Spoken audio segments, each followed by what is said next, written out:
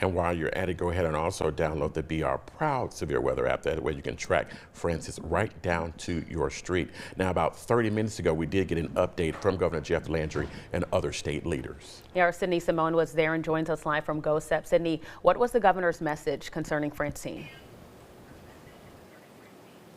That's right, Reggie, Vanya. Yes, the governor just spoke here about 30 minutes ago here at GOHSEP about the current state of our state, saying that we are no longer in that prepare phase. That time to evacuate has passed. We're entering that respond phase as Hurricane Francine is expected to hit our area later on this afternoon, early evening. Now, a number of things they touched on, one being generators. The state fire marshals emphasized the importance of not having those generators running during the storm, but to turn them on after, keeping them away from your home, having carbon monoxide detectors available in your home when it comes to the generators. Another tip that Governor Jeff Landry gave was to stay off the roads even after the storm, as thousands of people from National Guards, LSP, and other first responders that will be out on the road removing debris and rescuing people. He also touched on a number of things in terms of property, making sure that you take pictures of your property before and after the storm. When it comes to FEMA,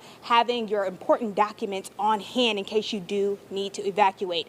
He did say, although there's not much happening in this particular area at this moment, we do expect things to get worse, and this is a storm that should be taken seriously. Take a listen to what he had to say. A couple of things.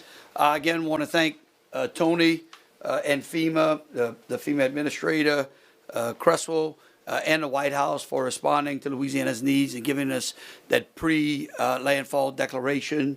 We look forward to working with them as we move into the post-storm recovery on tomorrow. Again, we're going to be putting out, also for the press, we're going to be putting out some information because I know that you have had some questions on shelters.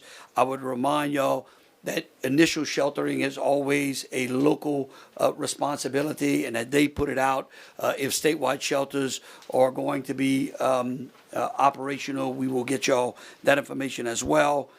Again, I would urge residents to take the necessary steps of preparing for the storm to come. It is on our doorstep as we speak. Remember, after the storm is over, please remain in place.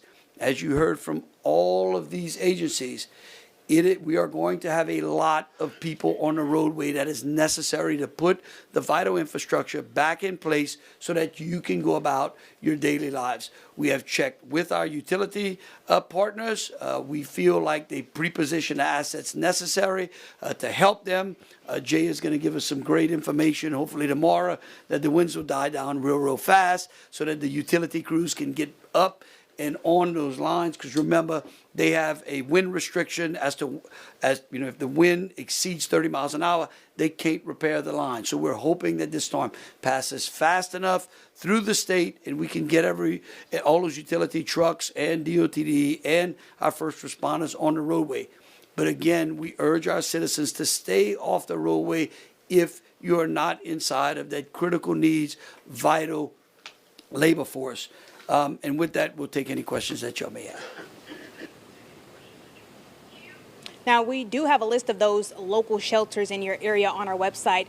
He also mentioned that if you happen to get out on the road and you need to report a stalled vehicle, you can dial 511 to do that, or you can get other information on road closures and other information in your area. You can also dial star 577 for LSP. Now, we did ask the governor and his team if they plan to hold another conference this evening or tomorrow. That is unclear, as it does depend on the impacts of the storm. Reporting live here outside of GOHSEP, Sydney Simone, I'm going to send it back to you guys. All right, thank you so much, Sydney. That was great advice, especially when it comes to those generators, because the leaders say that every single year, every hurricane season, we see deaths because people are not being safe when it comes to keeping those generators away from their homes. Well, now